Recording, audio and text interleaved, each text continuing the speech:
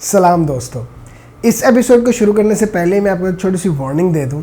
इस एपिसोड के अंदर डिस्कशन है मर्डर की, असॉल्ट की, जो कुछ लिसनर्स के लिए थोड़ी डिस्टर्बिंग हो सकती है, तो listeners discretion is advised. This is the second episode of Albert fish.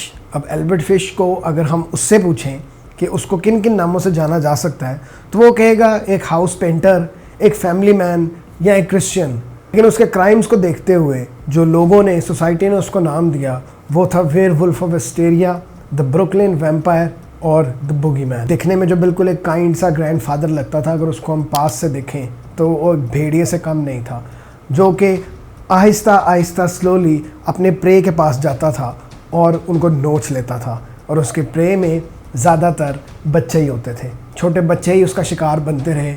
47 years की एज के अंदर उसने 23 बच्चों का मर्डर किया, लेकिन बाद में कन्फेशंस वगैरह के साथ एस्टिमेट लगाया जाए तो 100+ बच्चों का सेक्सुअली असॉल्ट करना, 15 से ज़्यादा बच्चों का मर्डर करना और 4 बच्चों को खा जाना कोई छोटी बात नहीं है। अगर आपने एपिसोड 1 नहीं देखी तो ये एपिसोड 2 है। आप पहले जाके एपिसोड 1 मेरे चैनल पे देख सकते हैं, ताकि आपको समझ आए कि ये एपिसोड किस बारे में है। उसके जितने भी क्राइम्स थे, उनके सबसे ज़्यादा इन्फेमस क्राइम्स जो थे वो न्यूयॉर्क में होते हैं 1924 से लेकर 1928 तक। वो एक सेक्शुअल प्रेडिटर था, एक सीरियल किलर था और एक कैनिबल था। कैनिबल उस बंदे को कहते हैं जो इंसानों का गोश्त खाता है। ये एपिसोड कंक्लूड करेगी इस ट्विस्टेड स्टोरी को, जो कि एल्बर्ट फिश के अराउंड घूमती है। और स्टोरी के एंड पे आप डिसाइड करेंगे कि क्या वो वाकई एक मेंटली इंसेन आदमी था या एक क्रिमिनल था जिसको पता था कि वो क्या कर रहा है। पिछले एपिसोड में आपको मैंने उसके मेंटल डिसऑर्डर्स के बारे में तो बता ही दिया था। उनमें से एक बात मैंने आपको की थी कि उसको सैडोमैसोकिज्म भी था, जो एक मेंटल डिसऑर्डर होता है। और सैडोमैसोकिज्म का जिक्र ज़्यादा इसलिए भी होता है क्योंकि उसके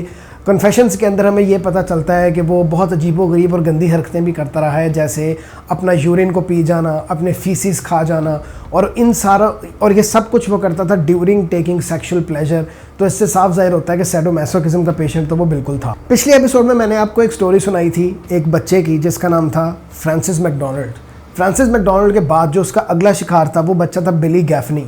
बिली गैफनी और फ्रांसिस मैकडोनाल्ड की कहानी थोड़ी सी मिलती जुलती भी है, बट कुछ प्रोफाउंड डिफरेंसेस भी हैं इसमें। अब मैं आपको बिली गैफनी की स्टोरी की तरफ लेके चलता हूँ, जो कि 11 फरवरी 1927 बिली गैफनी अपने नेबर और अपने दोस्त बिली बीटन के साथ अपने घर के हॉलवे में खेल रहा था। कुछ देर बाद उसके बिली बीटन के फादर आते हैं वहाँ पे हॉलवे में चेक करने और देखते हैं कि दोनों बच्चे वहाँ से गायब हैं।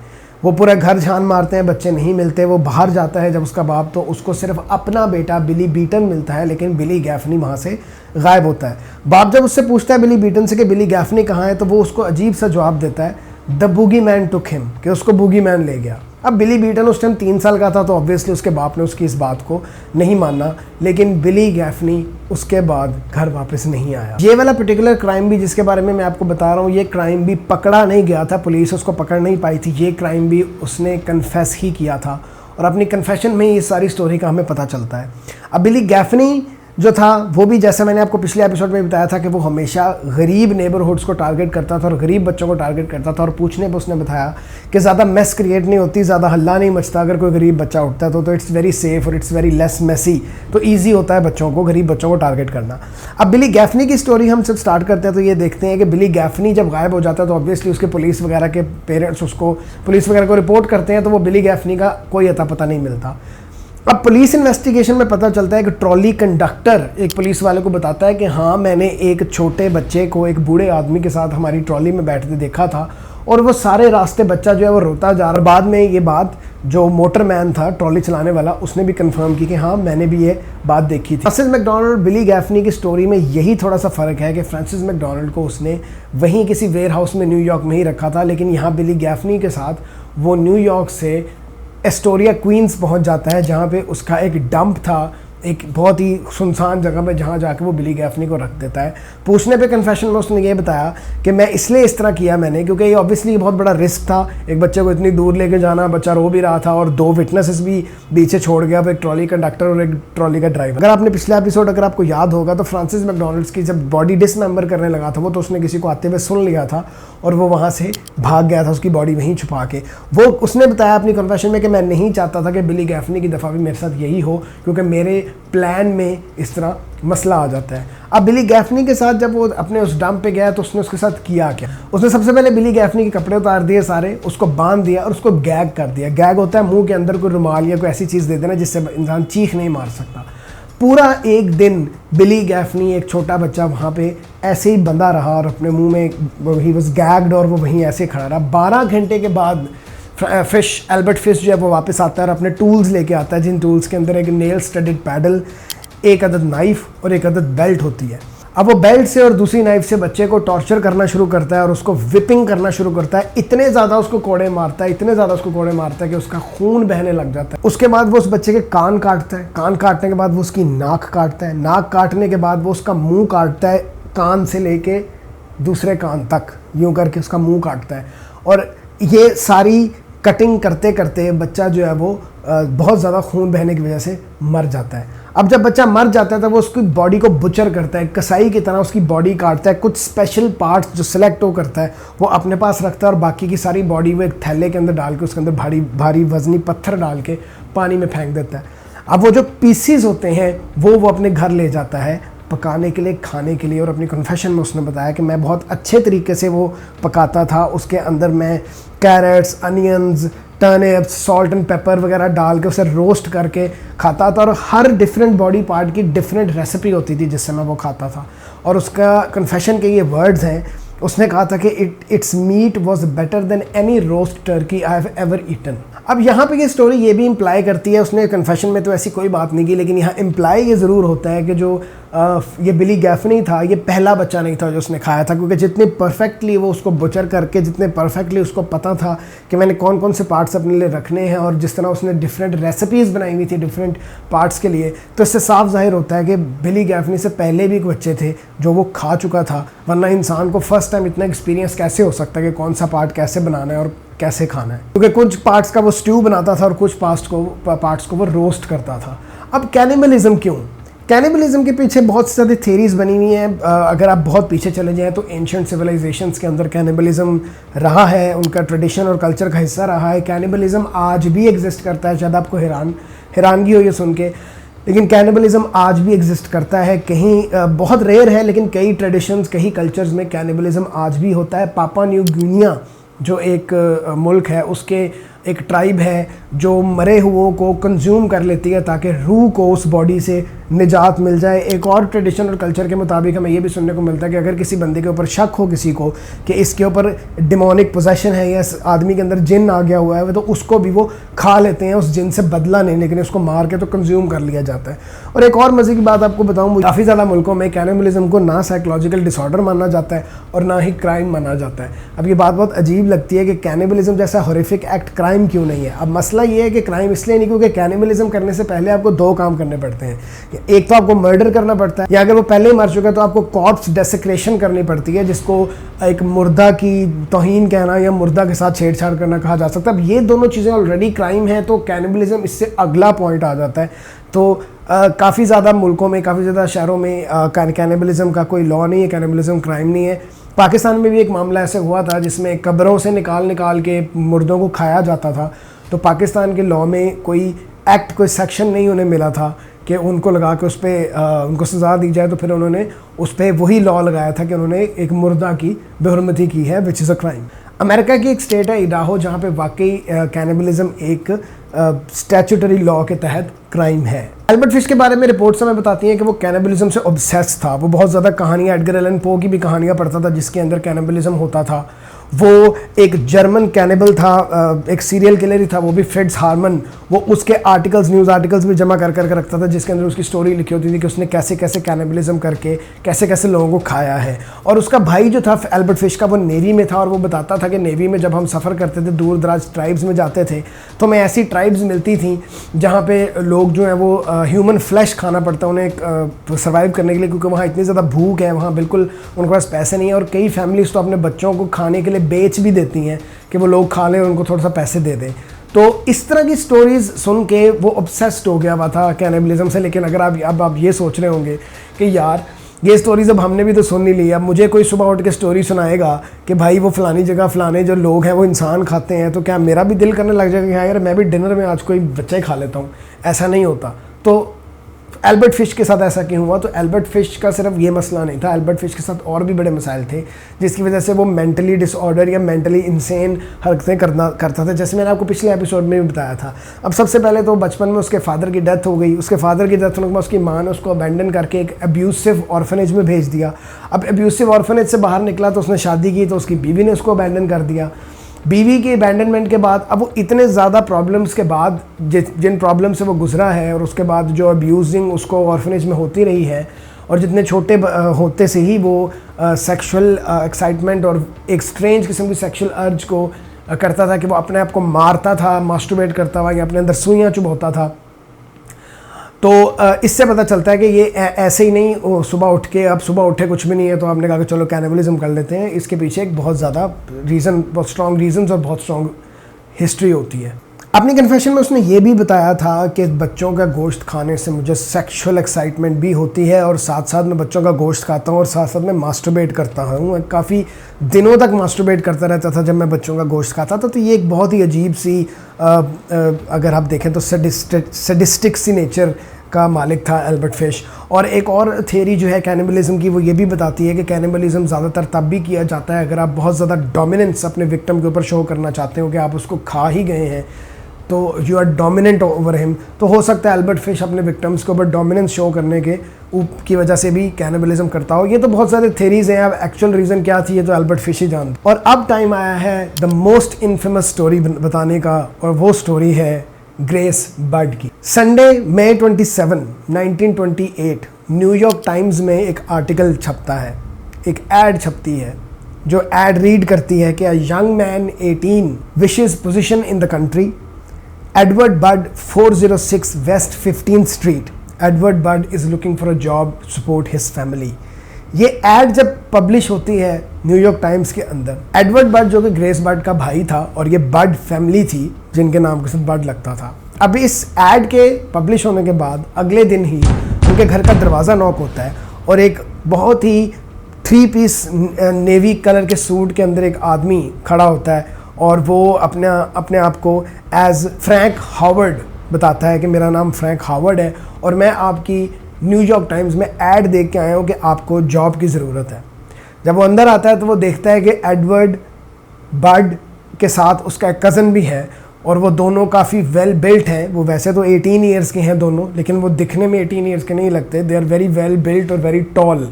और वो उस फैमिली को बताता है कि मेरे फार्म्स हैं, बहुत ज़्यादा फार्म लैंड है मेरा, और मैं एक बहुत अमीर आदमी हूँ, तो मुझे तो इस तरह के लोग जो हैं वो चाहिए होते हैं अक्सर, तो मैं इनको अपने साथ ले जाता हूँ और इनको जॉब दिलवा देता हूँ और मैं इनको $15 अ वीक दूंगा। और $15 अ वीक 1928 में बहुत ज़्यादा पैसे माने जाते हैं। फ्रैंक हावर्ड वो अपना नाम बताता है और वो लॉन्ग आइलैंड में कहता है कि मेरे फार्म लैंड्स हैं, और वो बर्ड फैमिली जो है वो बहुत खुश हो जाती है और उनके लिए तो ऐसे जैसे कोई फरिश्ता घर आ गया उनके, क्योंकि वो बहुत गरीब थे, इतने गरीब थे कि वो घर का रेंट भी बहुत मुश्किल से दे पाते थे।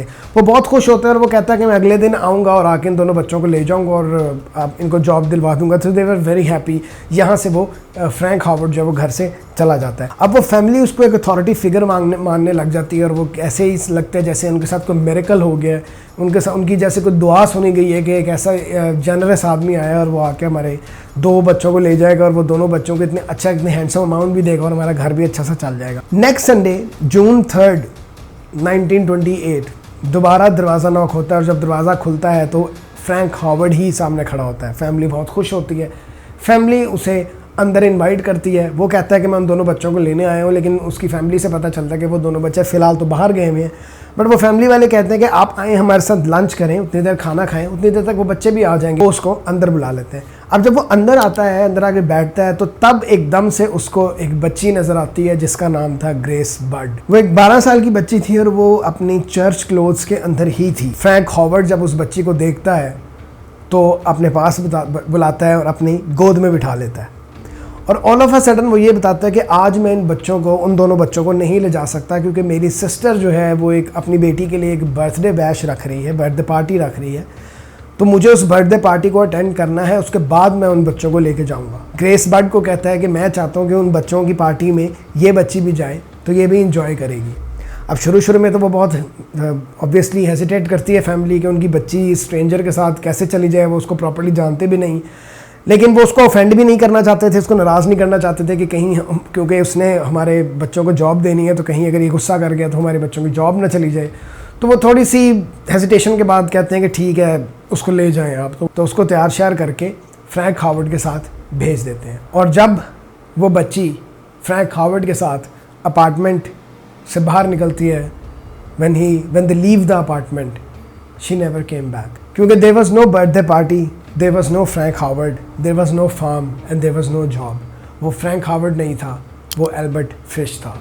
एल्बर्ट फिश के पहले तो शिकार वो दोनों लड़के ही थे, ख़ास तौर पे एडवर्ड बड उसका शिकार था। लेकिन वो डिसअपॉइंट हुआ जब वो उसके घर गया, झूठ बोल के, भेस बदल के कि मैं इसी तरह जॉब का कह के इस बच्चे को ले जाऊँगा। लेकिन जब उस बच्चे को उसने देखा तो उसने सोचा कि नहीं, ये तो एक बहुत टॉल और बहुत वेल बिल्ट लड़का है, 18 ईयर्स इसकी एज है, लेकिन ये इतना छोटा नहीं है। और उसको पता था कि मैं चूँकि एक बूढ़ा आदमी हूँ, मैं इसको ओवर पावर नहीं कर सकूँगा, और 2 को तो बिल्कुल भी नहीं, मैं तो 1 को भी नहीं कर सकता। लेकिन जैसे ही उसको ग्रेस बड नज़र आई, उसको अपना शिकार नज़र आया और उसने फ़ौरन अपना मास्टर प्लान चेंज किया और वो ग्रेस बड को वहाँ से ले जाने में कामयाब हो गया। एनी हाउ, उसके टूल्स एक बंडल में पैक हुए और ग्रेस बड के साथ वो ट्रेन एक जाती थी वेस्टचेस्टर न्यूयॉर्क की तरफ, उसमें बैठता है और वो दोनों ट्रेन में बैठ के चले जाते हैं। ट्रेन से निकलते हुए fish almost forgot his bundle, अपना बंडल फिश भूल जाता है और ग्रेस बड ही उसको याद दिलाती है कि आपका जो बंडल था वो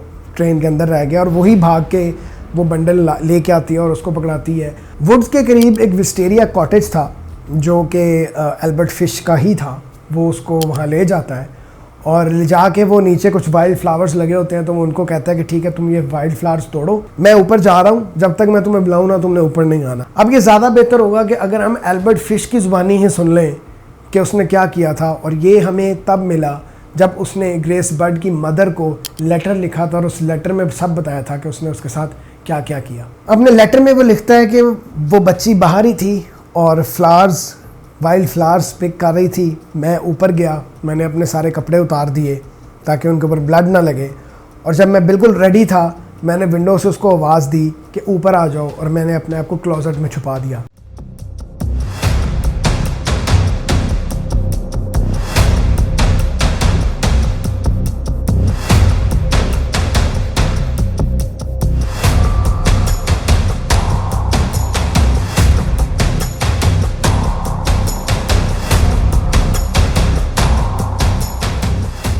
जब वो ऊपर आई और मैं क्लोजेट से बाहर आया तो वो मुझे देख के रोने लग गई और उसने कहा, and she tried to run down the stairs, और उसने कहा मैं अपनी मदर को बताऊंगी। मैंने उसको पकड़ा, सबसे पहले उसके कपड़े उतारे और उसने मुझे टांगे मारी, मुझे काटा, बहुत कोशिश की छुड़वाने की, और मैंने उसको गला दबा के मार दिया।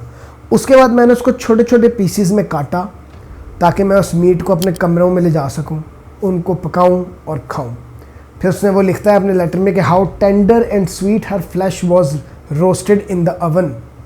फिर वो लिखता है कि it took me 9 days to eat her entire body, I did not rape her, कि मैंने उसका रेप नहीं किया, ऑल्दो आई कुड, वो कहता मैं कर सकता था लेकिन मैंने उसका रेप नहीं किया, she died a version.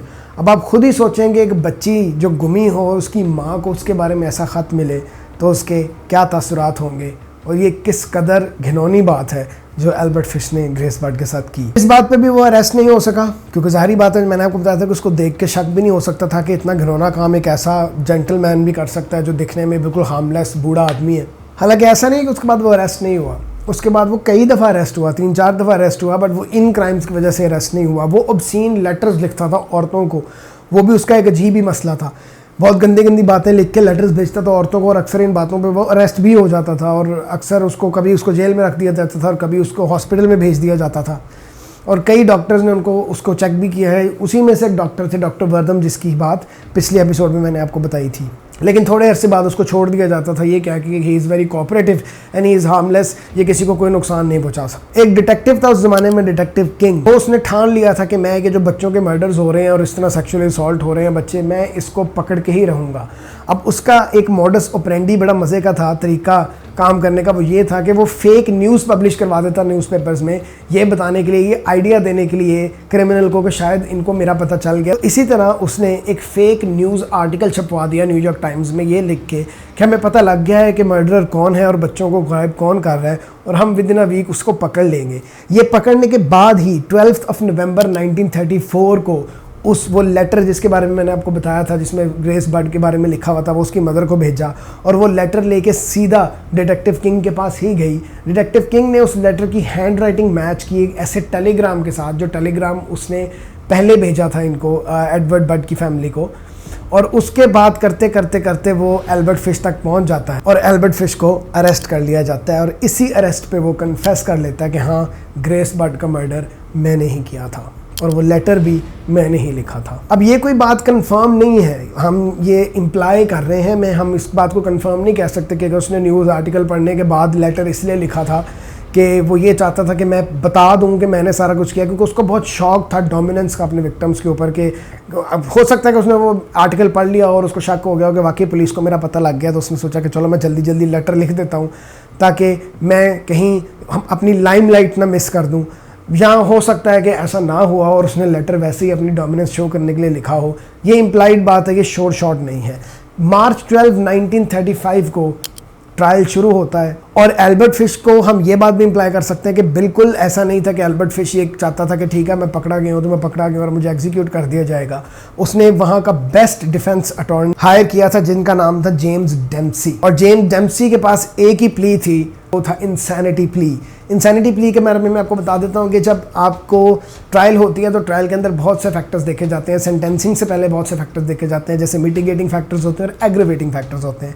Aggravating factors वो फैक्टर्स होते हैं जो आपकी सज़ा को बढ़ा देते हैं, लेकिन मिटिगेटिंग फैक्टर्स वो होते हैं जो सज़ा को कम कर देते हैं। अब इंसैनिटी प्ली अगर डिफेंस की कामयाब हो जाती है तो उसको बहुत थोड़ी सज़ा मिलती है, क्योंकि क्राइम करने के लिए दो चीज़ों की बहुत ज़रूरत होती है, एक एक्टस रियस और एक मेंस रिया। एक्टस रियस आपका physical element of the crime होता है और मेंस रिया आपका mental element of the crime होता है।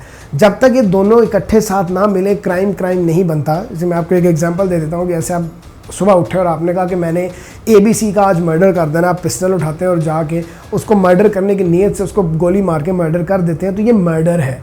लेकिन अगर आप अपने दोस्त के साथ खेल रहे हैं और खेल कूद में आप उसको धक्का देते हैं और धक्का देने से वो ट्रिप होकर गिर जाता है, उसका सर किसी चीज़ में लगता है और वो मर जाता है, तो ये मर्डर नहीं है, क्योंकि आपके अंदर मर्डर का मेंजरिया नहीं था। तो ये नेग्लिजेंट मैन स्लॉटर लगेगा और इसकी सज़ा मर्डर से बहुत कम होगी, क्योंकि ये एक गलती थी, एक मिस्टेक थी, ये मर्डर नहीं था। इसी तरह जब वो इंसैनिटी प्ली अगर उनकी डिफेंस की कामयाब हो जाती है और वो साबित करने में कामयाब हो जाते हैं कि एल्बर्ट फिश एक इंसेन आदमी था, तो मेंजरिया ख़त्म हो जाता और उसके क्राइम्स न रह जाते, एक पागल का पागलपना रह जाता और उसकी सज़ा शायद बिल्कुल ही ख़त्म हो जाती है। शायद उसको वैसे किसी रिहेबिलिटेशन सेंटर में भेज दिया जाता, जेल वो कभी जाता ही ना।